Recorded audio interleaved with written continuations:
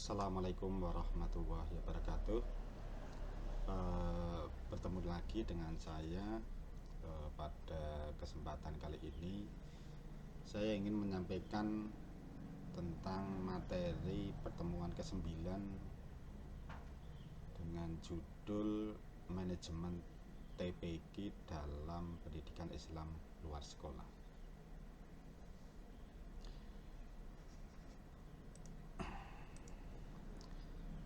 TPQ adalah sebuah lembaga atau kelompok masyarakat yang menyelenggarakan pendidikan Islam luar sekolah, yang mana tujuan dari diadakannya TPQ ini adalah untuk memberikan pengajaran membaca Al-Quran sejak usia dini, serta memahami dasar-dasar agama Islam pada anak usia taman kanak-kanak, sekolah dasar, dan madrasah ibtidaiyah, atau bahkan yang lebih tinggi. Kurikulumnya ditekankan pada pemberian dasar-dasar membaca Al-Quran serta membantu pertumbuhan dan perkembangan rohani agar memiliki kesiapan dalam memasuki pendidikan lebih lanjut. Jadi keberadaan TPQ ini memiliki tujuan yang sangat mulia, yaitu menanamkan kemampuan membaca Al-Quran sejak usia dini kepada generasi muda. Namun peran TPQ berhenti hanya pada pengajaran membaca saja. Lembaga ini juga berupaya keras untuk memberikan pemahaman dasar-dasar agama Islam yang esensial kepada para santrinya. Adapun target dari peserta didik TPQ ini sangat beragam, dari yang mulai usia taman kanak-kanak, sekolah SD maupun madrasah ibtidaiyah atau MI, bahkan mungkin yang sudah menempuh jenjang pendidikan yang lebih tinggi lagi. Fleksibilitas ini menunjukkan bahwa TPQ itu terbuka bagi siapa saja yang ingin belajar dan mendalami ilmu Al-Quran serta dasar-dasar agama Islam. Adapun kurikulum yang diterapkan di TPQ adalah penekanan utama pada pemberian dasar yang kuat dalam membaca Al-Quran. Fokusnya adalah penguasaan huruf hijaiyah, tajwid, serta kelancaran dalam melafalkan ayat-ayat suci. Lebih dari sekedar aspek teknis membaca, TPQ juga mengemban misi penting untuk membantu pertumbuhan dan perkembangan rohani santri. Melalui pembelajaran agama dan pembiasaan nilai-nilai Islam, TPQ mempunyai kontribusi dalam membentuk karakter dan spiritualitas anak. Dengan demikian, diharapkan para santri memiliki kesiapan yang memadai untuk memasuki jenjang pendidikan yang lebih tinggi atau lebih lanjut, baik itu di pesantren, madrasah sanawiyah atau madrasah aliyah, bahkan perguruan tinggi.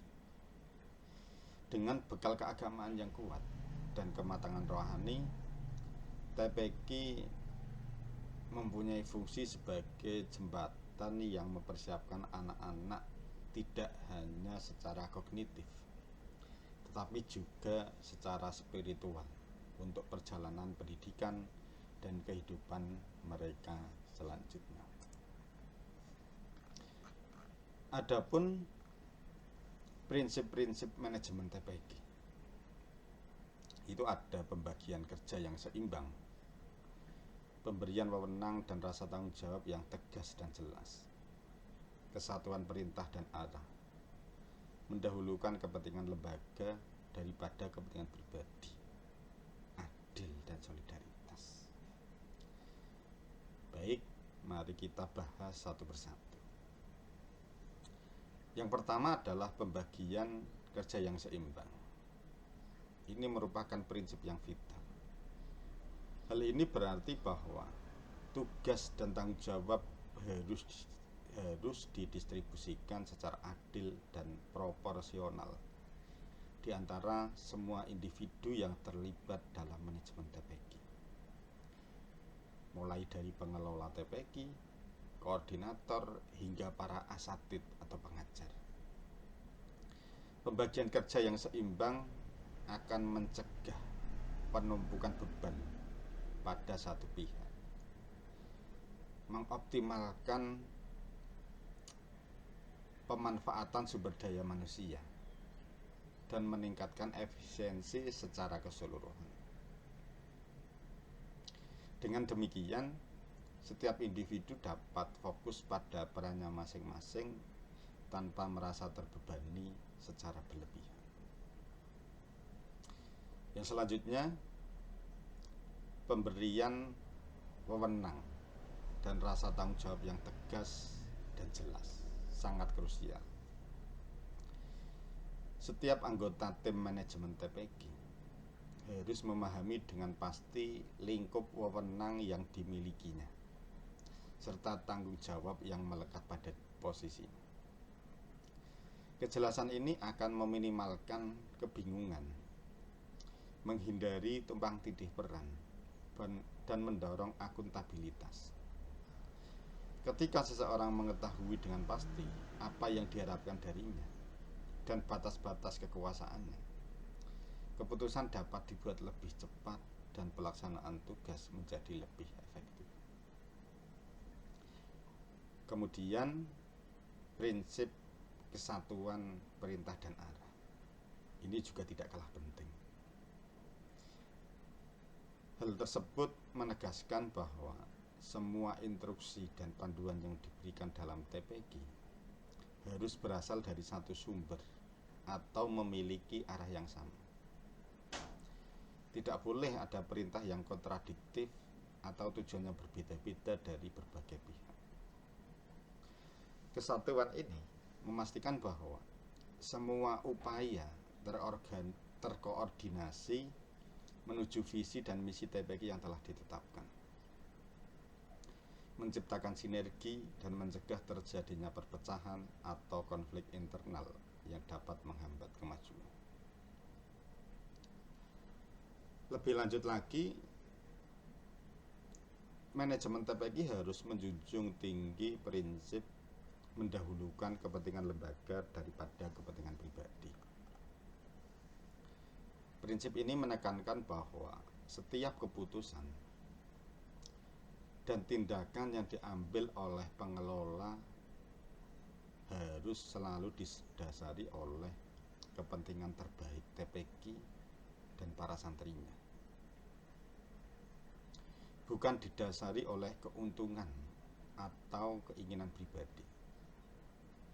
Dedikasi terhadap lembaga akan membangun kepercayaan di antara komunitas dan memastikan bahwa sumber daya serta energi difokuskan pada pengembangan pendidikan Al-Quran. Kemudian adil, aspek keadilan. Ini adalah pondasi moral dalam manajemen TPG. Pada prinsip ini menuntut bahwa semua kebijakan, perlakuan, dan keputusan harus didasarkan pada objektivitas dan tidak memihak, baik dalam hal pembagian tugas, penilaian kinerja, atau penanganan masalah. Setiap individu harus diperlakukan secara adil tanpa diskriminasi. Keadilan akan menciptakan lingkungan kerja yang positif, memotivasi anggota tim, dan bisa meningkatkan rasa hormat terhadap kepemimpinan. Yang terakhir adalah solidaritas. Solidaritas merupakan prinsip yang membina kebersamaan. Solidaritas dalam TPQ berarti semua anggota tim, mulai dari pengurus yayasan, kepala TPQ, hingga para pengajar saling mendukung, saling bekerja sama, dan saling merasa memiliki tujuan yang sama. Semangat kekeluargaan dan saling membantu akan memperkuat ikatan antar individu, memudahkan dalam penyelesaian masalah, dan menciptakan atmosfer yang kondusif bagi pembelajaran dan dakwah Islam.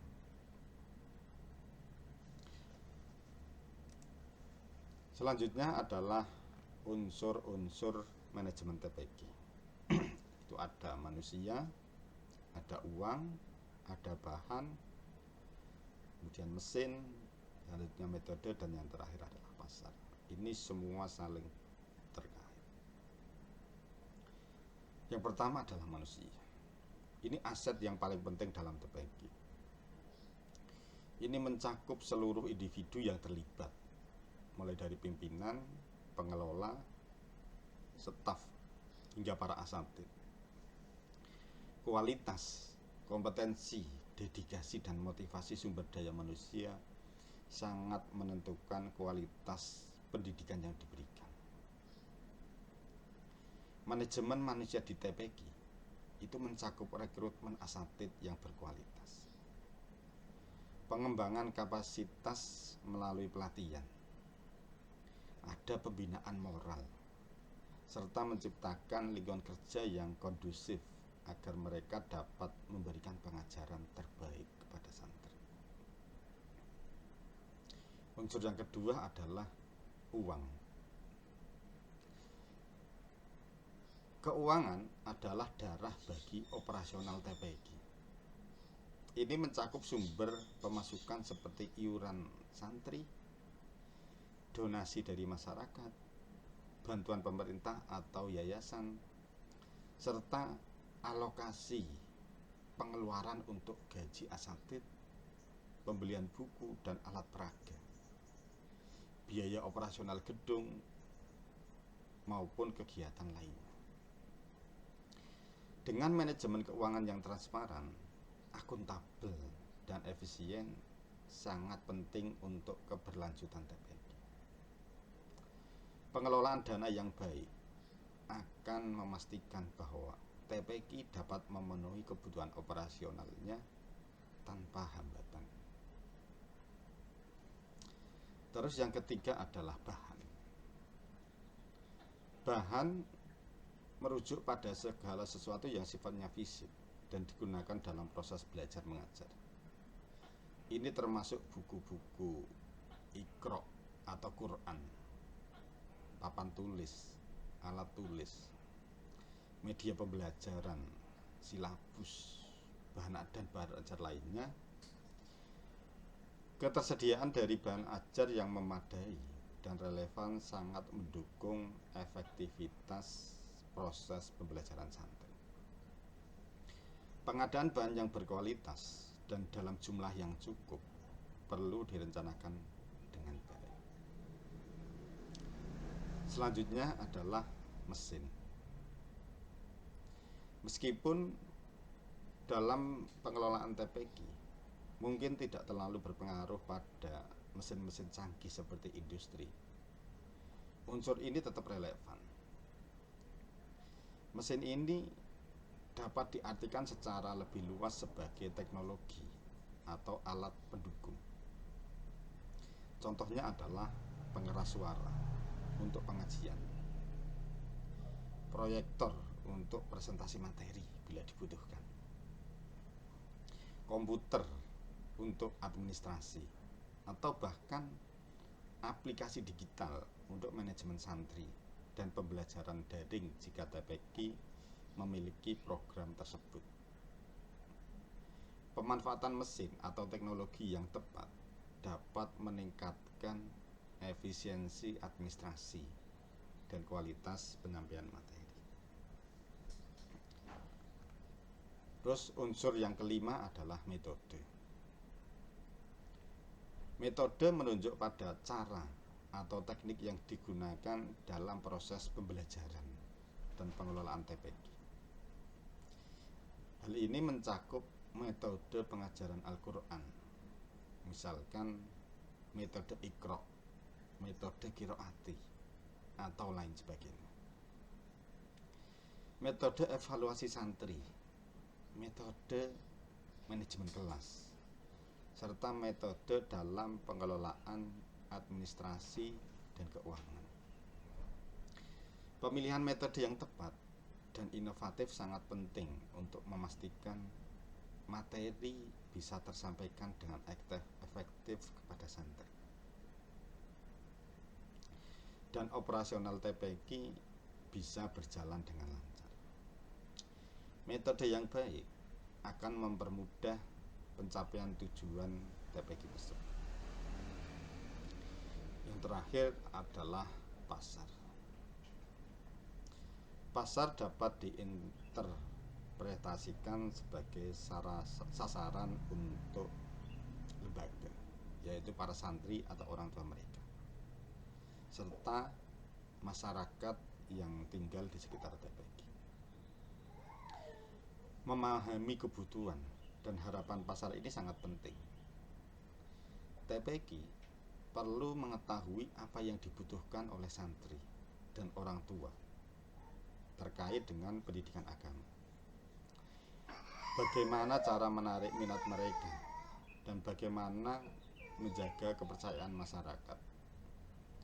Pemahaman pasar ini membantu TPQ untuk mengembangkan program yang relevan dan menarik, serta memastikan keberlanjutan jumlah santri dan dukungan dari komunitas. Kemudian terkait dengan fungsi manajemen TPQ, itu mencakup planning, pengorganisasian, penggerakan, dan pengendalian. Fungsi yang pertama adalah planning atau perencanaan. Ini merupakan fondasi awal bagi seluruh aktivitas TPQ. Perencanaan dimulai dengan ketetapan visi dan misi TPQ. Visi adalah gambaran ideal tentang masa depan yang ingin dicapai oleh TPQ. Misalnya, menjadi pusat pendidikan Al-Quran yang terkemuka dan melahirkan generasi Qurani yang berakhlak mulia. Sementara visi adalah langkah-langkah konkret yang akan dilakukan untuk mewujudkan visi tersebut, seperti menyelenggarakan pengajaran Al-Quran dengan metode yang inovatif, membina akhlak santri, dan melibatkan peran serta masyarakat. Fungsi yang kedua adalah pengorganisasian. Setelah rencana ditetapkan, langkah selanjutnya adalah membentuk struktur dan sistem kerja untuk mencapai tujuan tersebut. Pengorganisasian meliputi penentuan posisi dan tanggung jawab setiap individu dalam TPQ.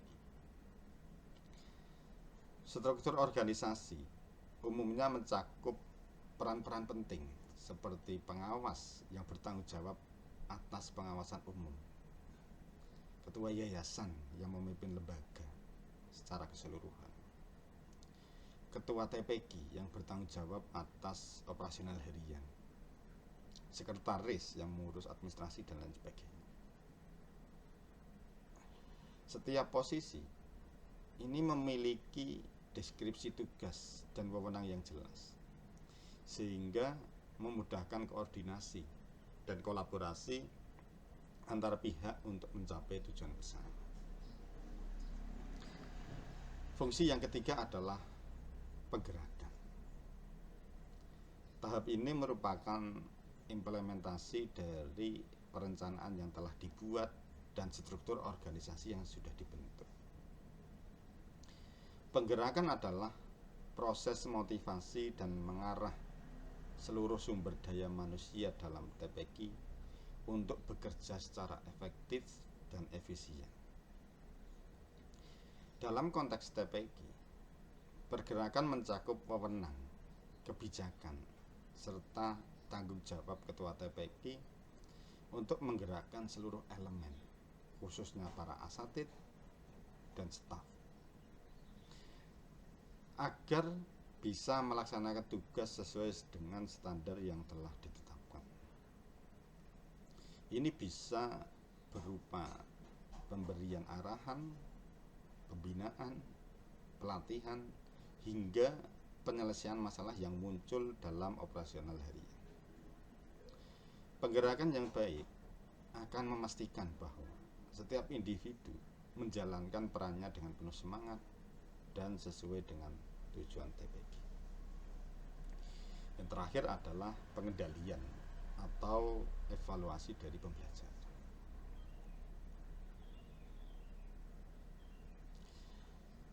Tahap ini merupakan fungsi pengawasan dan evaluasi untuk memastikan bahwa kegiatan yang dilakukan sesuai dengan rencana yang telah ditetapkan. Pengendalian dalam TPQ berfokus pada evaluasi pembelajaran santri berdasarkan capaiannya. Ini bisa dilakukan melalui ujian periodik, observasi kelas, atau penilaian harian untuk mengukur sejauh mana santri telah menguasai materi Al-Quran dan dasar-dasar agama.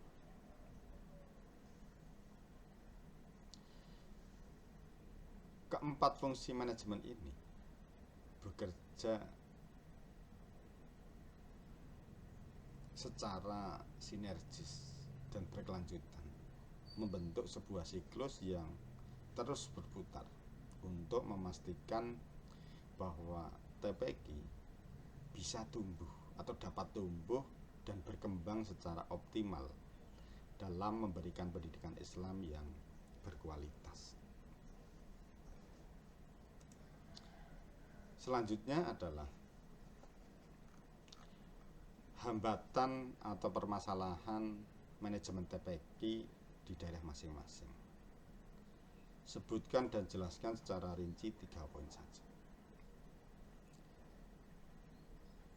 Ketika kita membahas hambatan, tentu kita mempunyai hambatan tersendiri, dan antara satu tempat dengan tempat yang lain itu pasti berbeda.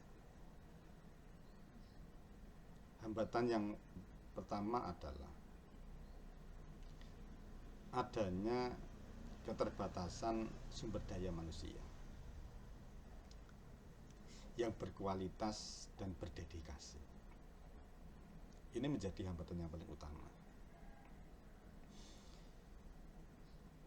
Sulitnya menemukan dan mempertahankan tenaga pengajar yang tidak hanya memiliki kemampuan membaca dan memahami Al-Quran dengan baik, tetapi juga memiliki metode pengajaran yang efektif serta dedikasi yang tinggi terhadap pendidikan agama. Di banyak daerah, asatid mengajar di TPQ dengan honor yang minim atau bahkan sukarela. Hal ini dapat menyebabkan kurangnya motivasi atau ketidakstabilan dalam komitmen. Selain itu, keterampilan manajerial pengelola TPQ juga seringkali kurang memadai karena minimnya pelatihan atau latar belakang pendidikan manajemen. Hal ini tentu berdampak pada perencanaan yang kurang matang, pengorganisasian yang tidak efisien, atau pengendalian yang lemah. Terus yang kedua adalah keterbatasan sumber daya finansial dan fasilitas. Ini sebagian besar TPQ sangat bergantung pada iuran santri yang seringkali nominalnya itu kecil, atau donasi dari masyarakat yang tidak selalu stabil. Keterbatasan ini tentu berdampak pada fasilitas yang tersedia. Misalkan kondisi bangunan yang kurang layak, minimnya buku-buku Iqra atau Al-Quran yang baru, terus tidak adanya alat peraga untuk edukatif, atau bahkan fasilitas yang sangat buruk. Kondisi fasilitas yang tidak memadai ini bisa mengurangi kenyamanan santri dan menghambat proses belajar mengajar yang efektif. Selain itu juga keterbatasan finansial bisa menghambat TPQ untuk mengembangkan program-program inovatif atau memberikan insentif yang layak bagi para pengajar. Yang ketiga, kurangnya dukungan dan peran serta dari masyarakat atau orang tua. Meskipun TPQ adalah lembaga pendidikan Islam berbasis komunitas, tingkat partisipasi dan dukungan dari masyarakat sekitar atau orang tua seringkali masih rendah. Dukungan ini tidak hanya dalam bentuk materi, tetapi juga dalam bentuk non-materi, seperti partisipasi dalam kegiatan TPQ, pengawasan anak ketika di rumah, atau kesediaan untuk menjadi relawan. Kurangnya pemahaman tentang pentingnya pendidikan Al-Quran sejak dini di kalangan orang tua atau masyarakat menyebabkan rendahnya komitmen mereka dalam mengirimkan anaknya ke TPQ secara rutin, atau kurangnya kepedulian terhadap perkembangan TPQ. Tanpa dukungan yang kuat dari ekosistem sosial, TPQ akan kesulitan untuk berkembang dan menjalankan program-program secara optimal. Sekian, terima kasih dari saya. Tentu apa yang saya sampaikan tidak selalu sama dengan apa yang Bapak Ibu alami. Jadi demikian, kurang lebihnya saya mohon maaf. Saya tutup. Wabillahi taufiq wal hidayah. Wassalamualaikum warahmatullahi wabarakatuh.